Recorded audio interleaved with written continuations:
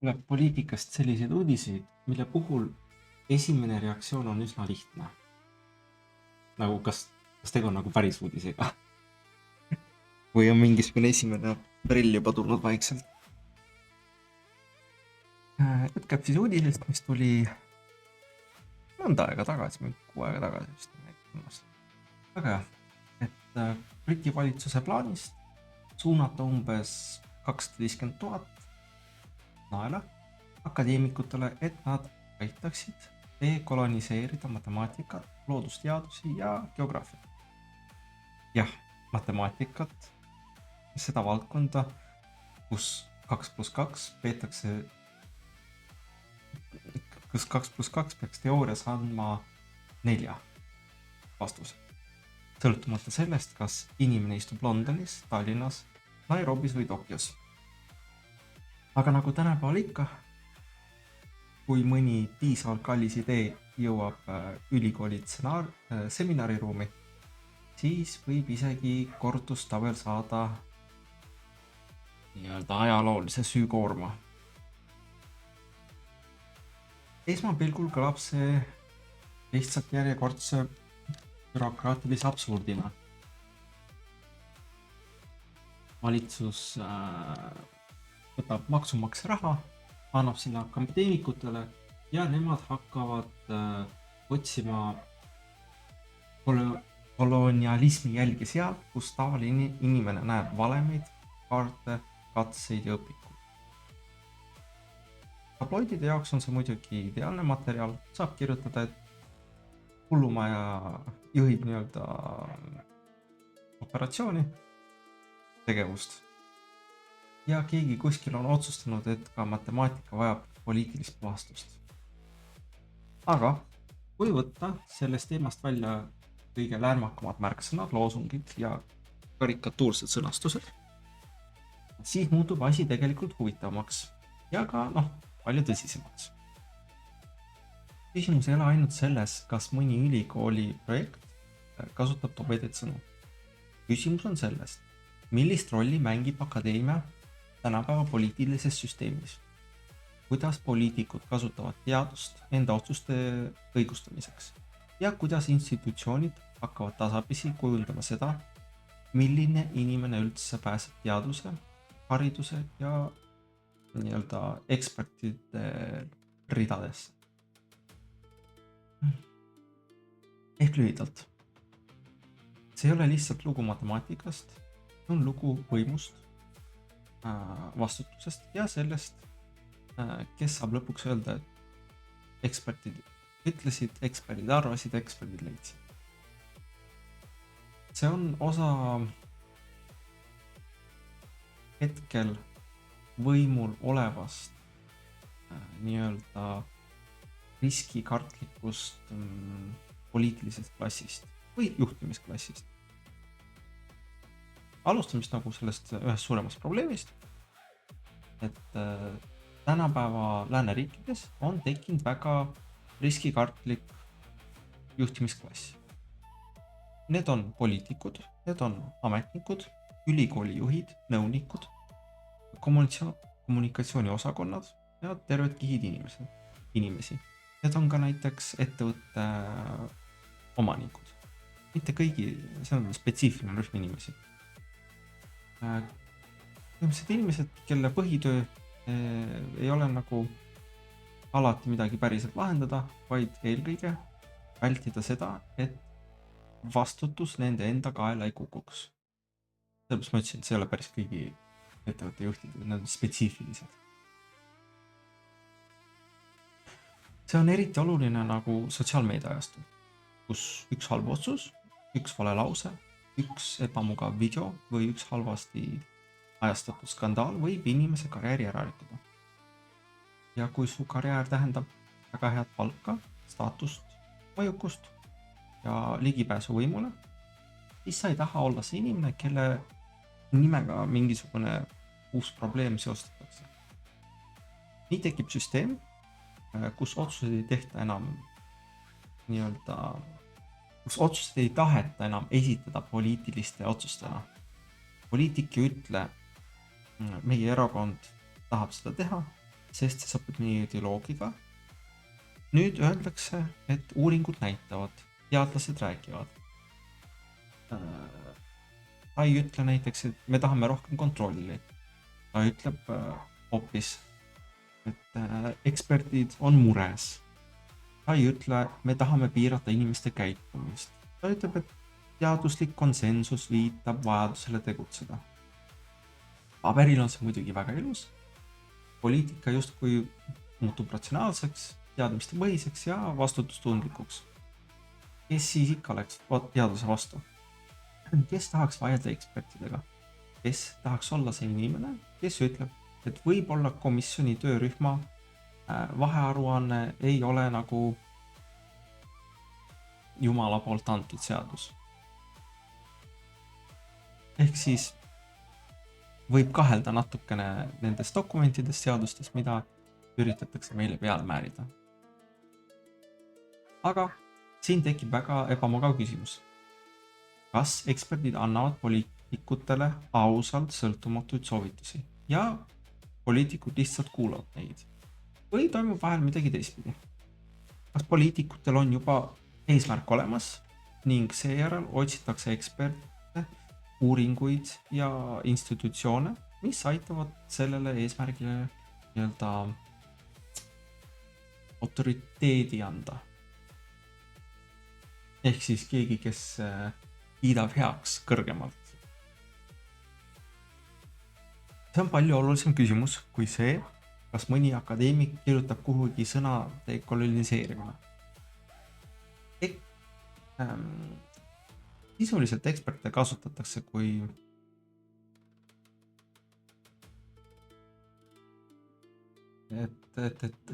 vastutust enda pealt, enda küljest, enda osas nii-öelda minema lüüa. Sest poliitikul on ekspert väga kasulik tegelane. Kui poliitik ütleb midagi ise näiteks, siis saab teda kritiseerida. Aga kui poliitik ütleb, et seda soovitasid teadlased, siis muutub kriitika palju keerulisemaks.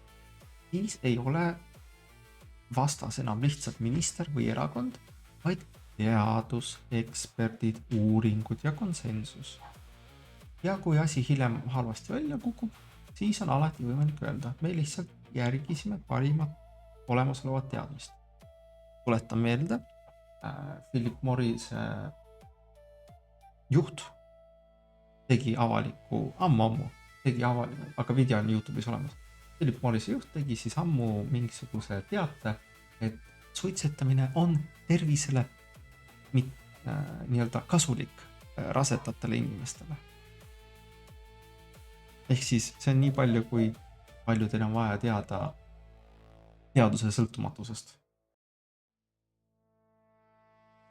Ma ei ole teaduse vastane. Ma ei räägi, et teadus on halb.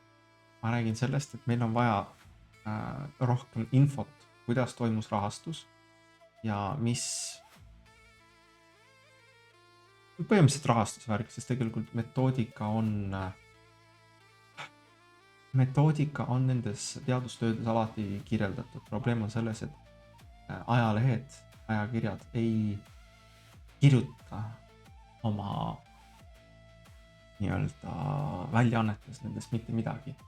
Nad kirjutavad mingisuguse samasuguse artikli, et antakse 250 000 dekoloniseerida matemaatika. Et see on, nende eesmärk on võimalikult palju klikke teha. Ja siis, kui ongi mingisugune teaduslik seal katse, kus ütleb, et teoorias on mingisugune teleportatsioon võimalik, siis umbes niimoodi kirjutatakse, kuigi reaalselt on lihtsalt see, et anti mingisugune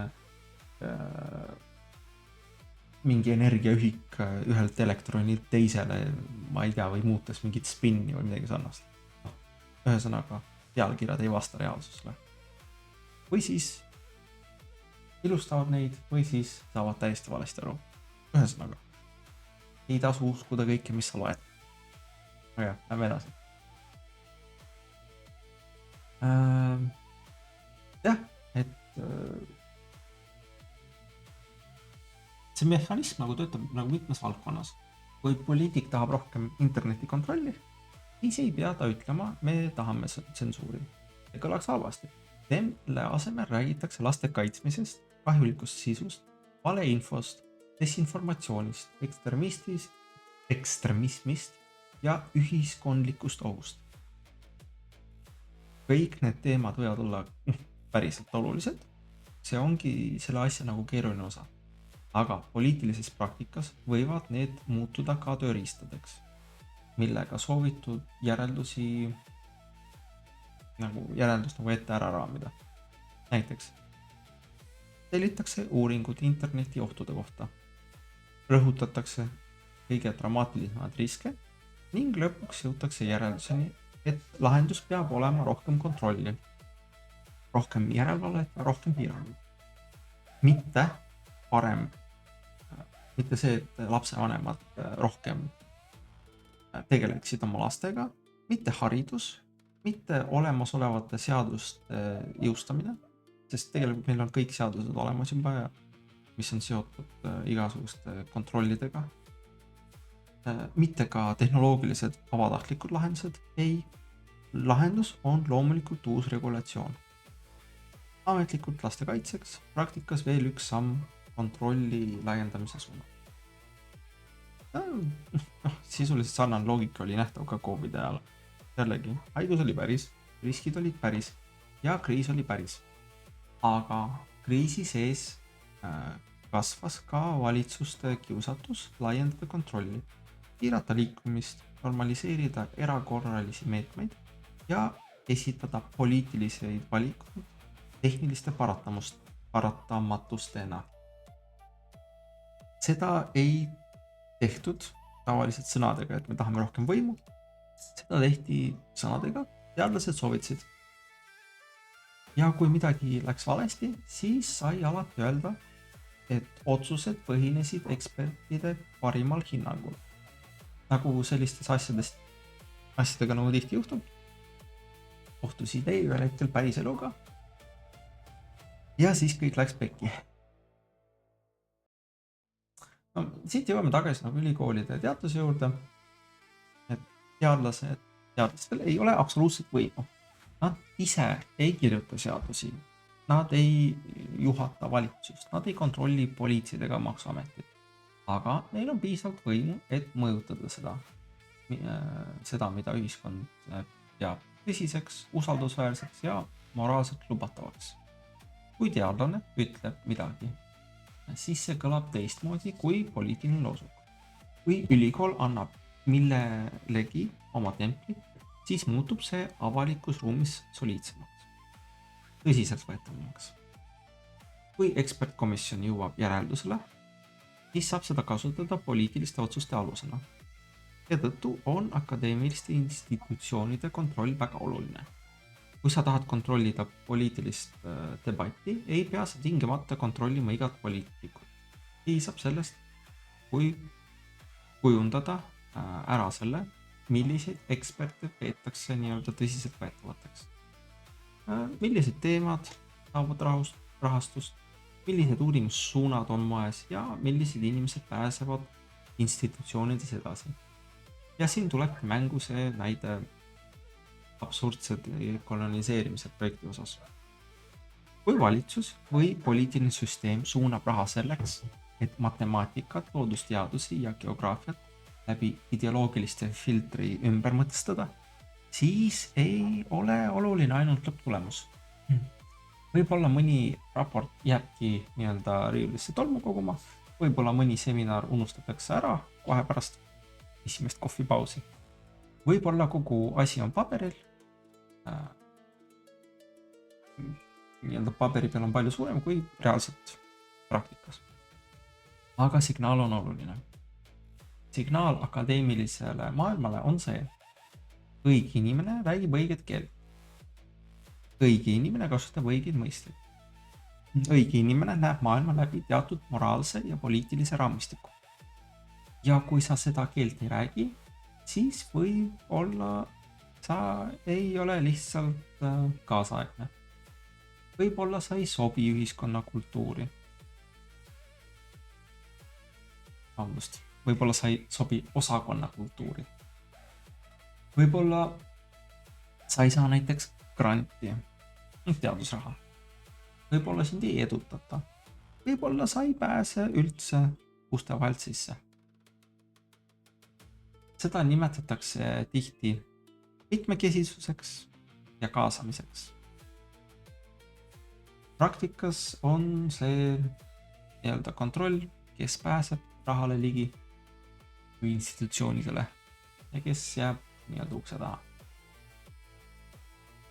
Ja siin tuleb veel üks oluline vahe teaduse ja institutsiooni vahel. Teaduslik meetod ja teadus kui institutsioon ei ole üks ja sama asi. Teaduslik meetod tähendab lihtsustatult seda, et inimene püstitab hüpoteesi, testib seda, kogub andmeid, teeb järeldusi ja lubab teistel tulemusi kontrollida. See meetod on oma olemuselt üks inimkonna parimaid tööriistu. See ei ole täiuslik, aga see on väga tugev viis eristada seda, mis töötab, sellest, mis lihtsalt kõlab hästi. Teaduslik meetod ise ei muutu korrumpeerunuks samal viisil nagu inimene või institutsioon. Valem ei võta altkäemaksu, katse tulemus ei muutu ausamaks, sellepärast et keegi kirjutas sinna juurde ilusa pressiteate või siis omas õiget poliitilist vaadet. Aga teadus kui institutsioon koosneb inimestest. Seal on ülikoolid, grantide jagajad, ajakirjad, hindamiskomisjonid, dekaanid, professorid, personaliosakonnad, karjäärimudelid ja poliitilised stiimulid. Ja kõik institutsioonid, mis koosnevad inimestest, võivad korrumpeeruda. Inimesed saavad raha, inimesed tahavad karjääri, inimesed kardavad avalikku häbistamist. Inimesed teavad, milliseid sõnu tuleb kasutada, et olla õiges seltskonnas nii-öelda vastu võetud. Inimesed saavad aru, milliste teemade eest antakse raha ja milliste teemade eest saadetakse, kuidas ma ütlen seda, ütleme niimoodi, et millised teemad on probleemsed ja mille eest sa saad vastu pead. Millegipärast saavad paljud inimesed väga hästi aru, et politseinik võib olla korrumpeerunud. Nad saavad aru, et poliitik võib olla mõjutatud või et poliitikut võib rahaga mõjutada. Nad räägivad täiesti õigustatult sellest, et raha poliitikast tekitab probleeme. Aga kui sama loogika viia akadeemiasse, siis äkki muutub osa inimestest väga naiivseks. Väga kummalisel kombel. Nagu ülikool oleks mingi moraalne, ma ei tea, vaakumkamber või kus karjäär, raha, staatus, ideoloogia ja surve ei mängi mingit rolli. Nagu akadeemik ei võiks olla samamoodi mõjutatud täpselt nii nagu iga teine inimene. Et ta on nagu mingisugune pühak. See on lapsik vaade maailmale. Institutsioonid võivad olla korrumpeerunud ka siis, kui nende ümber on ilusad sõnad. Ja vahel just siis, kui ilusad sõnad on eriti nii-öelda peavalt rõhutatud. Seesama, nagu mis on dekoloniseerimine nagu praktiline funktsioon? Mis on selle teema, sõna, selle mõtte praktiline funktsioon? Selle teema puhul ei ole kõige tähtsam küsida, kas matemaatikal on rahvus, nahavärv või mingi koloniaalne pass. Kõige tähtsam on küsida, mida see praktikas teeb. Kui ülikoolidesse viiakse sisse selline raamistik, siis see ei piirdu ühe laenguga. See hakkab mõjutama õppekavasi, personali valikuid, uurimusküsimusi, grantide taotlusi, edutamiskomisjone ja seda, millist maailmapilti peetakse moraalselt kõrgemaks või õigeks. See raamistik ütleb sisuliselt, et teatud poliitilised eeldused ei ole enam lihtsalt arvamused. Need muutuvad moraalseks standardiks. Näiteks arusaam teemsest rõhumisest. See on nagu arusaam, et lääne ühiskonna ajalugu tuleb vaadata peamiselt läbi süü ja rõhumise. süsteemne rõhumine, lühidalt, ma ei tea, palju teid internetis siin kolab, kes vaatab ja kes ei vaata. Süsteemne rõhumine on see, et lääne ühiskonnas kõik valged inimesed kes tegelesid kolonisatsiooniga, rõhusid nii-öelda kohalikku rahvast ja sellepärast me oleme pahad ja sellepärast nende lapsed peavad kannatama ja maksma nii-öelda alimente sisuliselt selle eest, mida meie esiisad kunagi ammu tegid.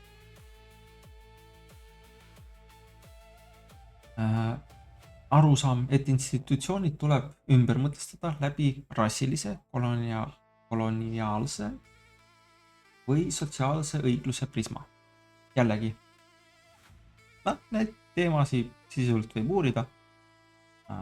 Ajalugu ei pea nagu ilusaks valetama. Kolonialism oli päris, ebavõrdsus oli päris, on ka siiamaani päris. Ja see, mis oli, see oli. Aga üks asi on uurida neid küsimusi. Teine asi on muuta need institutsionaalseks, kuidas ma ütlen, institutsionaalseks usuks, mille kaudu hinnatakse, kas inimene sobib akadeemilisse keskkonda või mitte. Kui see muutub normiks, siis ei ole enam tegemist lihtsalt alternatiivse vaatenurga. See muutub nii-öelda moraalseks kvalifikatsiooniks. Sa ei ole lihtsalt teadlane, kes uurib matemaatikat, füüsikat või geograafiat. Sa pead olema inimene, kes näeb maailma õigel viisil. Sa pead rääkima õigelt keelt, sa pead näitama, et oled ideoloogiliselt usaldusväärne.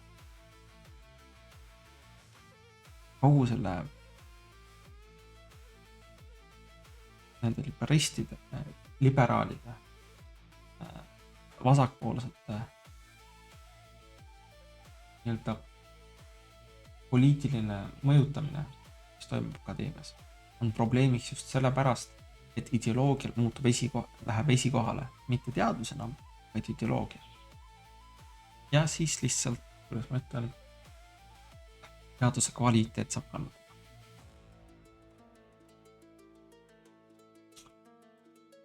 Ja kui need süsteemi valvurid, ideoloogilised valvurid nii-öelda, dekaanid, osakonnajuhid, komisjonid ja kõige tähtsam grantide jagajad mõtlevad samamoodi, siis lukustub see süsteem väga kiiresti. Mitte otsese keeluga, mitte nii, et keegi paneb uksele sildi vale maailmavaadetega inimesed keelatud, see toimub pehmemalt. Sa lihtsalt ei saa võimalust. Sinu projekt ei ole piisavalt kaasaegne, sinu taotlus ei arvesta piisavalt sotsiaalset konteksti, sinu uurimus ei panusta institutsiooni väärtustesse. Sinu keel ei ole õige.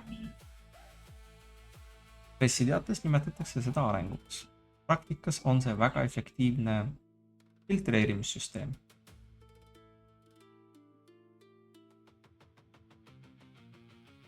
Küsimused nagu, okei, mis siis, kui ideoloogid lähevad sinna teadusesse, mis kahju see teeb? Ja kõige lihtsam vastus on see, et süsteem muutub vähem efektiivselt. Räägin süsteemist kui ülikoolist, mis siis nagu teadust tegi. Kui varasem nii-öelda ideaalmudel oli vähemalt teoorias meritokraatlik, ehk oluline oli see, kas inimene oskab midagi päriselt teha, siis ideoloogiliselt filtreeritud süsteemis lisandub uus kiht. Enam ei piisa sellest, et sa oled hea matemaatik, füüsik, insener või teadlane. Sa pead olema ka sobiv inimene, õige hoiakuga, õige sõnavaraga, õige institutsionaalse käitumisega. Ajalooliselt on riigid, kui nad on olnud tõsises konkurentsis, tihti hoolinud nii-öelda eelkõige tulemusest. Näiteks Ameerika ei olnud pärast teist maailmasõda raketiteadlaste puhul näiteks kõige esimesena huvitatud nende moraalsetest puhtusest ja mõtetest. Me teame kõik, et Saksa teadlased, nassi-saksa teadlased, kes tegelesid raketisüsteemidega, kolisid kõik Ameerikasse, kus nad lõbusalt edasi elasid ja tegelesid teadlasega. Aga jah, no sel ajal oli lihtsalt küsimus palju küünilisem ja praktilisem, kas oskad rakette teha või ei oska. See ei ole nagu ilus printsiip, okei, jah, aru saada, aga see näitab, kuidas päris võim mõtleb, kui mängus on tegelik konkurents ja strateegiline eelis. Kui süsteem hakkab oskuse asemel üha rohkem hindama ideoloogilist sobivust, siis tootlikkus langeb. Võimekus ei kao kohe ära. Ülikoolid ei kuku nagu homme kokku ja laborid ei pimeda. Ja noh, matemaatika ka ei kao ära. Aga süsteem muutub aeglasemaks, kallimaks ja rohkem paisunuks. Tekib bürokraatlik alast, raskus, lisakiht.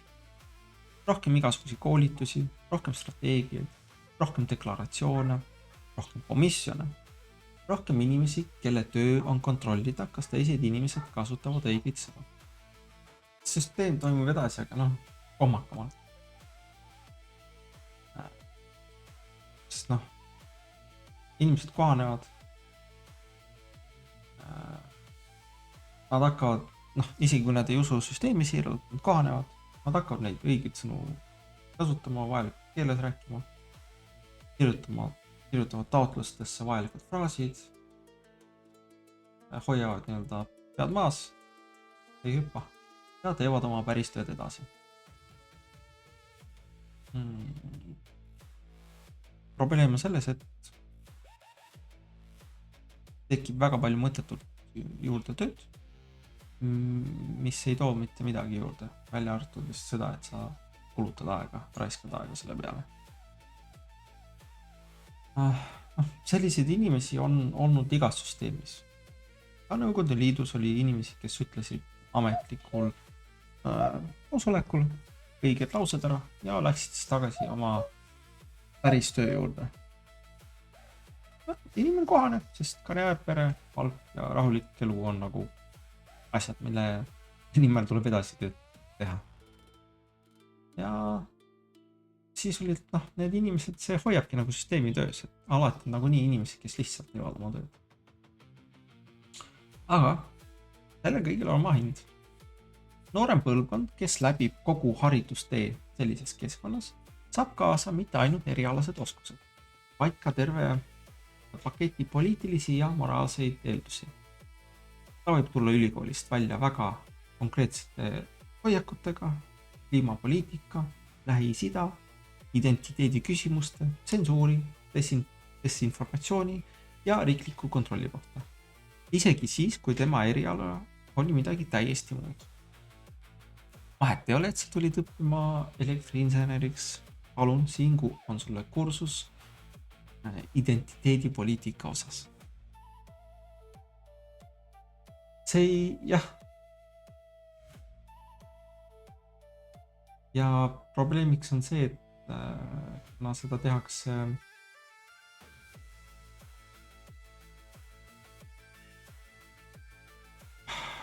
seda sunnitakse peale, ei tule talle nagu tingimata nagu mingi arvamusel, tuleb moraalse tõene, nii peab olema, nii sa pead mõtlema. Ja siin ongi vahe. Üks asi on öelda, et mul on selline poliitiline seisukoht. Teine asi on öelda, minu seisukoht on hea inimese seisukoht ja kui sa ei nõustu, siis on sinuga nii-öelda, siis meil on sinuga moraalne probleem. Kui poliitika muutub moraalseks kontrolliks, kes kuhu saab minna, kes kui palju raha saab, siis muutub aus vaidlus väga raskeks.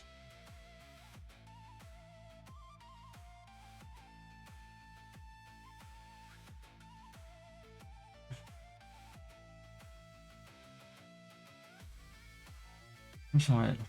See veerand miljardit naela ei ole nagu inglaste riigi eelarve mõttes nagu hiiglaslik summa. Ei ole number, mille pärast nagu Suurbritannia pankrotti läheks, ei ole üksinda, ma ei tea, tsivilisatsiooni lõpp ja tõenäoliselt ei muutu matemaatika homme tundmatu siin ainult sellepärast, et visati 250 000. Aga tähtis on trend. Selliseid projekte, grante, programme, strateegiad, institutsionaalseid algatusi tekib pidevalt juurde. Mõni jõuab ajalehte, mõni ei jõua. Mõni kõlab eriti absurdselt. Mõni on pakitud palju kuivama bürokraatliku keelde. Jah, et see ei ole esimene ega viimane. Neid on palju selliseid grante, selliseid rahastusi. Lihtsalt mõned satuvad ajalehte.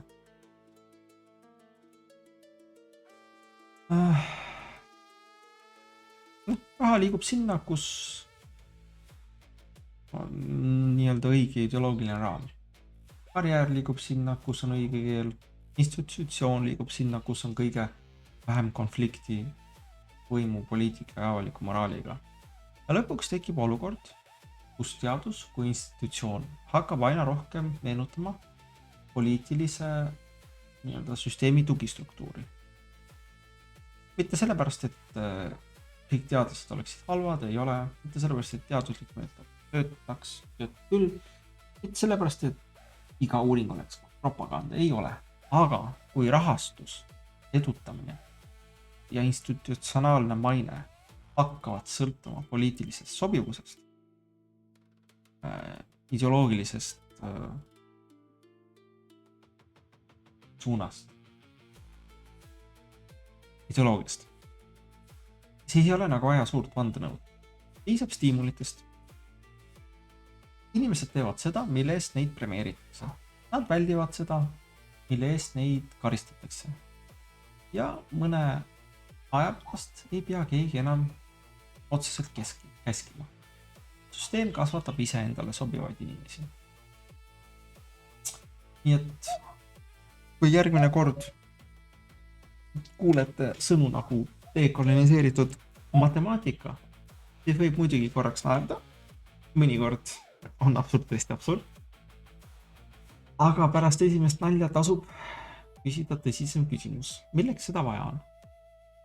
Kui eesmärk oleks lihtsalt parem haridus, tugevam matemaatikaoskus, parem teadus ja pädevamad inimesed, siis võiks raha suunata väga praktilistesse asjadesse.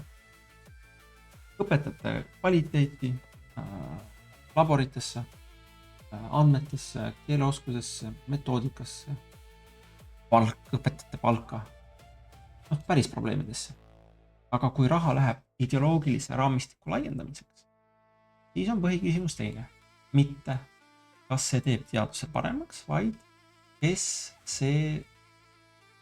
kas see teeb institutsiooni poliitiliselt usaldusväärsem. Ja see ongi kogu loogika olulisem koht. Tänapäeva poliitiline süsteem vajab eksperte, mitte ainult selleks, et paremini otsustada, vaid ka selleks, et otsuseid õigustada. Ekspert annab poliitikule nii-öelda kaitsekihi. Teadus annab poliitikale autoriteedi. Institutsioonid annavad ideoloogiale legitiimsuse. Kui need institutsioonid jäävad ausaks ja nii-öelda ei võtta poliitilisi pooli ja tulemustele orienteerituks, siis on ühiskonnale see tohutu väärtus. Aga kui nad muutuvad poliitilise lojaalsuse filtriks, ehk siis ainult kõiged inimesed pääsevad meil teadust tegema, siis on probleem palju suurem kui üks nii-öelda veider grant. Siis ei osteta enam lihtsalt uuringut. Siis ostetakse tulevikus seda, kes üldse saab eksperdiks. Ja kui ühiskond ei suuda eristada teaduslikku meetodit teadusasutuste poliitilisest käitumisest, siis on avalikku debatti väga lihtne manipuleerida. Sest iga poliitiline otsus saab tulla sildiga eksperdid soovivad, iga piirang saab tulla sildiga turvalisus iga tsensuurimeede saab tulla sildiga kahjuliku sisu tõkestamine. Iga institutsionaalne puhastus saab tulla sildiga kaasamine. Ja iga kord, kui keegi küsib, kas see kõik ikka töötab, siis saab vastuseks, kas te olete teaduse vastu? Ei, küsimus ei ole teaduse vastu olemises. Küsimus on selles, kas me lubame teaduse nime kasutada poliitilise vastutuse peitmiseks ja ideoloogilise